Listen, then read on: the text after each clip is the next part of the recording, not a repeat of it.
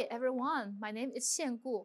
I'm currently an assistant professor of marketing at the Indiana University. So today I'm so happy to talk about my recent research paper, which is about the influencer mix strategies in live stream commerce. We're going to look at the impact on product sales.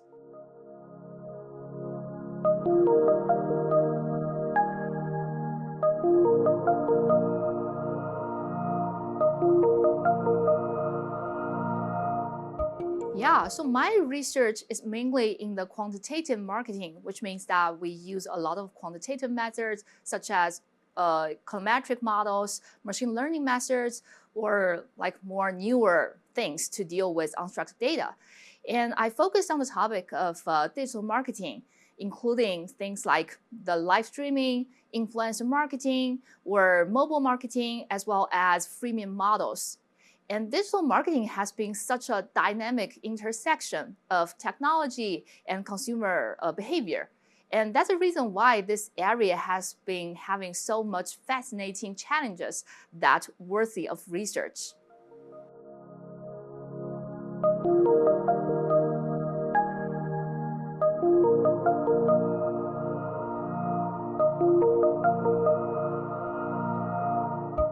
Live stream commerce has been like a popular topic in this area, not only because it's prevalent in the practice of the marketers, but also in these days, the live stream commerce combines the live video streaming with the e-commerce. And that changes the way that how people do e-commerce traditionally. In a typical live stream, influencers will demonstrate and promote products in those live streams. And the nice thing is, there will be live interaction in real time between the viewers and the influencers. And in addition, the viewers can interact with other viewers as well, like in real time. And they can ask questions about products, they can leave comments to the influencer, and they expect to receive immediate responses from the influencer. So the whole setting of live stream commerce is very interactive. And often a live stream will feature like exciting music and attractive product discounts, which are all appealing to the viewers. And the influencers will try to use phrases like "buy it now" to encourage all the viewers to make immediate purchase through like on-screen purchase links. And they try to convert the customers on the spot. And in reality, many of the major retailers and the major social media platforms, they have started to embrace this live stream shopping. Like, for example, YouTube and TikTok, they have their respective live stream shopping services on their platforms. And also there are some like retailers like Walmart, they have collaborated with TikTok since 2020 to host several live stream shopping events. And also there are other retailers have their own channels as well. Like Amazon, the big e-commerce platform, they have introduced Amazon Live since 2019, and they features live streams on their homepage.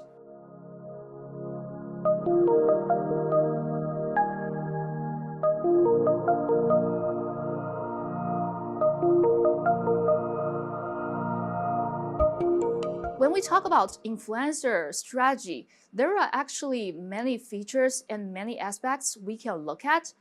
But the thing is, the influencer's impact varies greatly depending on how many followers they can attract. And also the size of their following base is actually the factor largely determining their market value. That is how much they can charge for doing those product promotion. And also, for most firms, they can choose to work with like big influencers only. So typically big influencers can be those who have more than 1 million followers. But some firms choose to work with small influencers only, who have like a smaller following base. And other firms may choose to work with both types of big and small influencers. And the marketing budget, that's usually like a constraint for any marketers. So a key question that marketing managers grapple with is whether I should work with a single big influencer or multiple small influencers. So big influencers, they're good at reaching a large audience because they have a large number of followers. And the previous study has also shown that the big influencers are effective at raise brand and product awareness. But the problem is, previous research has mixed findings on how much engagement that the big influencers can generate. And there is very limited research on the sales performance of big influencers. But on the other hand, for the small influencers, they have a smaller follower base, but they have stronger persuasive power towards their followers. The reason is because they have fewer followers and they have the time and the effort to foster a close relationship with their followers so that their bonds with the followers are closer, so that they can have a stronger effect on closing the sales. But the problem is, of course, they may not attract a large volume of traffic. And the comparison between these two types of influencer will be a key thing to investigate. And of course, for marketers who have a large enough budget, they need to figure out whether it's even better, it's even more advantageous to combine these two types of influencers. So they may have both big influencers and the small influencers. They may argue that those two types of influencers will try to kind of show their strengths at different stages of the customer journey. Like the big influencers will raise the brand awareness, and the small influencers will close the sales. So maybe that's the combined strategy will be a more effective way to do it. So we want to investigate whether a big influencer only strategy, a small influencer only strategy, or a combined strategy will be a better one for the firms to promote products in the live stream sales.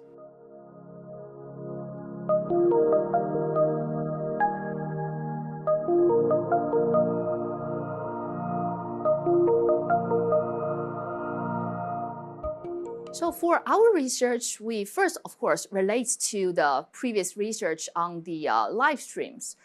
And in the previous studies, most of the researchers have been focusing on understanding the influencers or the viewers' behaviors, like the taping behaviors. Because in live streams, the viewers can even give virtual gifts to the influencer. So many of the previous studies are looking at that. To the best of our knowledge, we didn't notice that there's any research in the live stream that looks at the sales effectiveness of influencers in live stream commerce. And the second thing is, our paper is also, of course, contributing to this growing stream of research on influencer marketing. And in previous research, the influencer marketing has been looked at how the influencers can generate higher level of viewer engagement, such as viewer leaving comments to the influencers, or viewers clicking on like buttons on their influencers' posts. And there are also some research look at the aggregate level of product sales. Like once I have influencer campaigns, how my overall sales increase or decrease due to this additional influencer campaigns. But for our research, we're able to observe the sales that are directly linked to each individual influencer.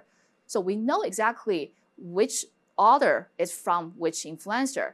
And that allows us to examine the direct sales performance of each influencer. So that's another contribution we are making in this paper.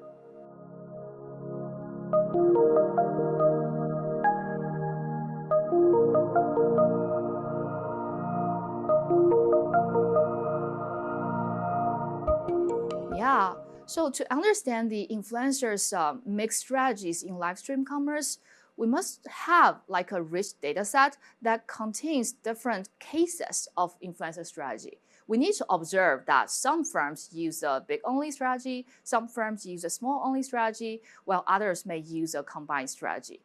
So by doing that, we obtain a very unique and rich data set from TikTok in China.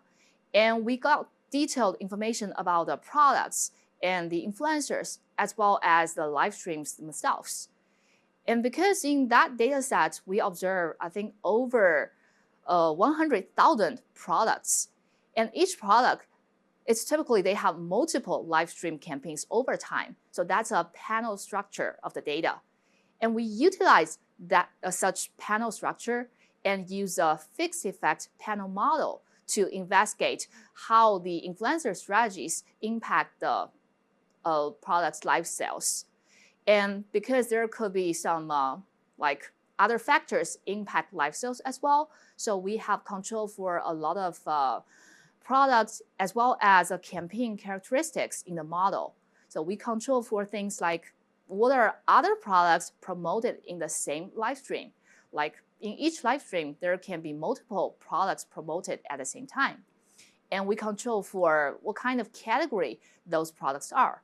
And another important thing is price discount is a driving factor for conversion. So we also control for how deep the price discount is for those products.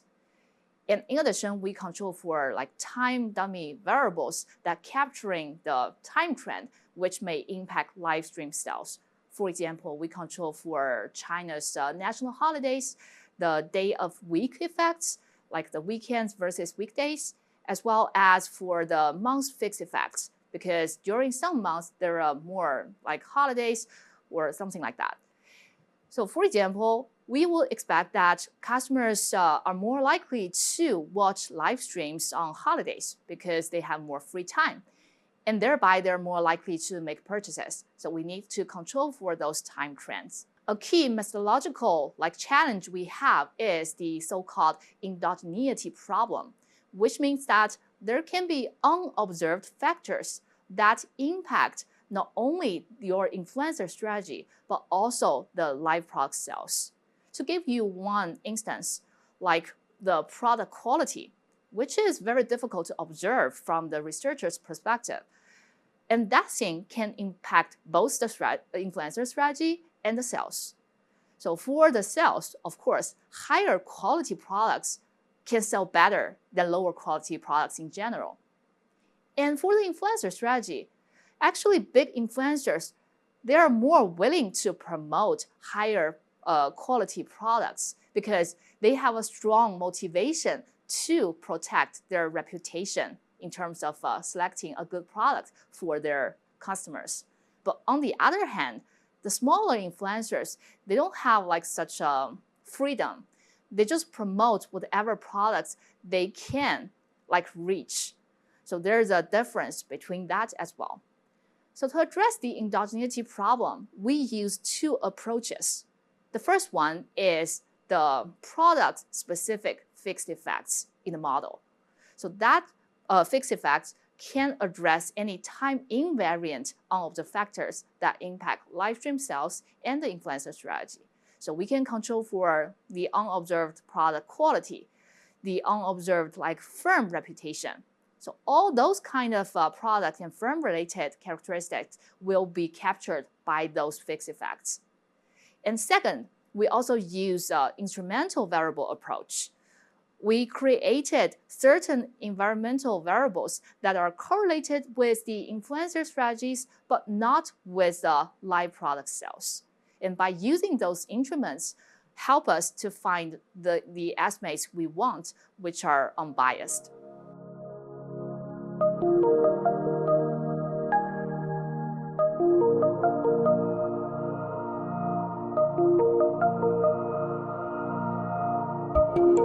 We find a very robust and significant negative interaction effect between big and small influencers, which means that when both big and small influencers are hired by a firm to promote the same product, actually they will reduce each other's sales effectiveness. That's quite surprising because in practice, most of the practitioners believe that once I have both types of big and small influencers, they should have a positive synergistic effect between them. So they should have effect of 1 + 1 is greater than 2. But in our analysis, we show that that's not the case.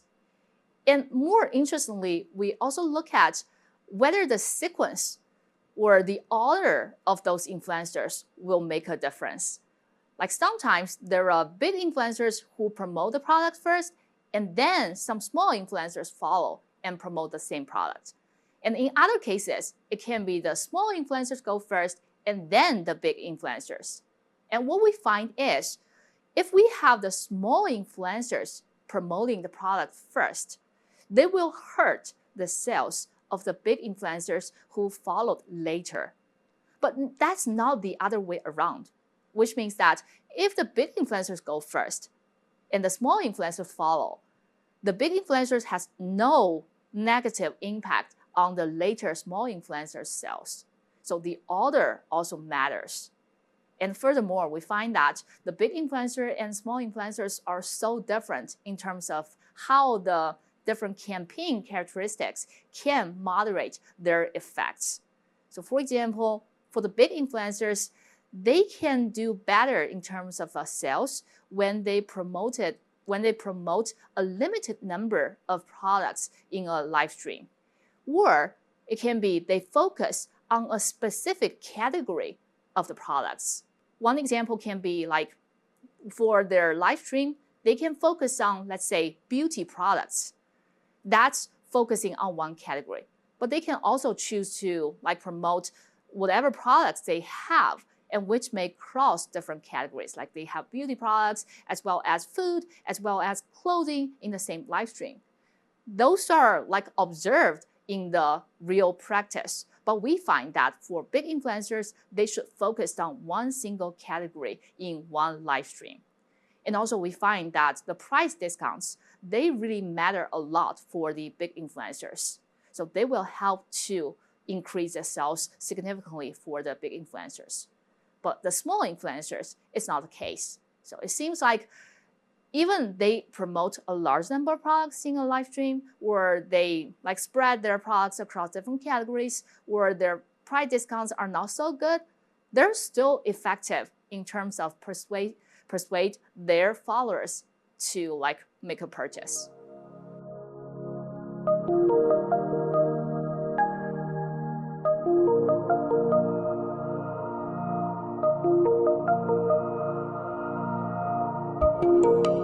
Yeah, we find that these two types of influencers, big versus small, they have their relative strengths at different stages of the customer journey, right? So the big influencers are good at increase the brand awareness or reach a large audience, and small influencers are good at make conversions.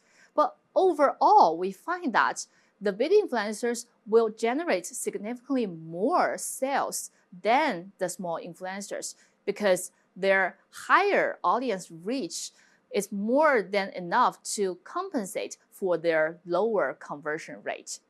But also related to the sequence of their influencer campaign, we think that when the firm hire both big and small influencers, they probably should have those big influencers to go first so they can generate those awareness. And even if the customers don't buy immediately with the big influencers, they become aware of the products. And later, if some small influencers start to promote the same products, they may convert at the small influencers' live streams.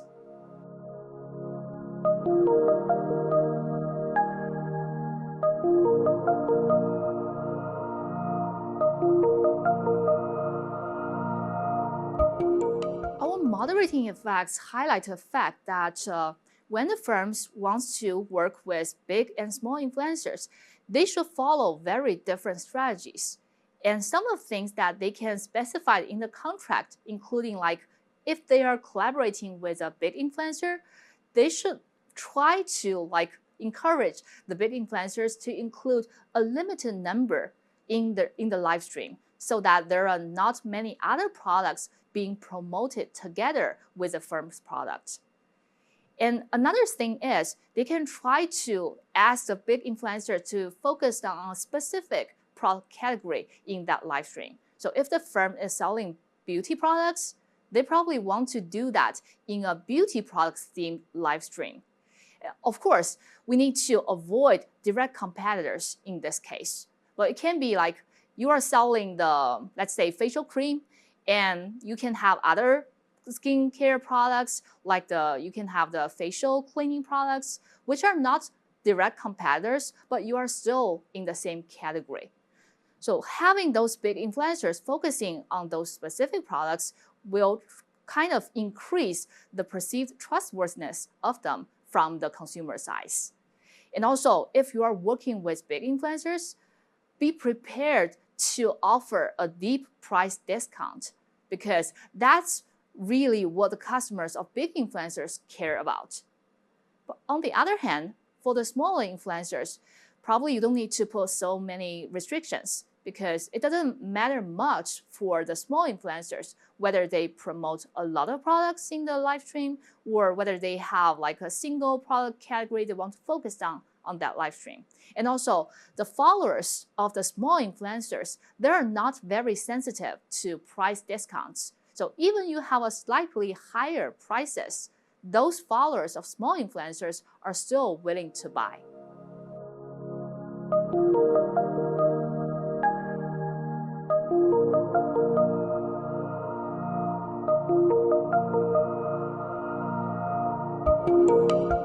Yeah, we think that's a very important and relevant question. In this paper, we have looked at the relative sales effectiveness of big and small influencers.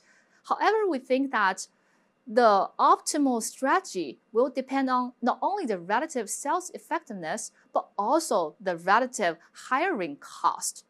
Because given that the big and small influencers have such a different size of followers, they charge very different fees for such a collaboration. And what we did in the paper is we collected some cost data for a subsample of influencers in our data. And we performed a profit budget scenario analysis to show that under different cost situations, what are the best strategy? What's the optimal strategy among the big only strategy, small only strategy, and combined strategy? And we look at, I think, 5 cost scenarios. The first one is both the big and small influencers have relatively high cost among their peers. And the second one is both have relatively low cost among their peers. And the third one is big has a high level, small influencer has a low level cost. And the fourth scenario is a opposite case. So the big has a low cost, small has high cost. And we look at all these different kind of cost scenarios, and we find that in most cases, given the current marketing fee for collaborating with influencers, the big only strategy works better than the small only strategy as well as than the combined strategy. But however, the sales performance of the big only strategy are pretty much similar to that of the combined strategy. And only in one case, which is the small influencer's cost is really, really low. If that's the case, then the small influencer only strategy or the combined strategy will work better than the big only strategy. Yeah, thank you. Thank you for having me here.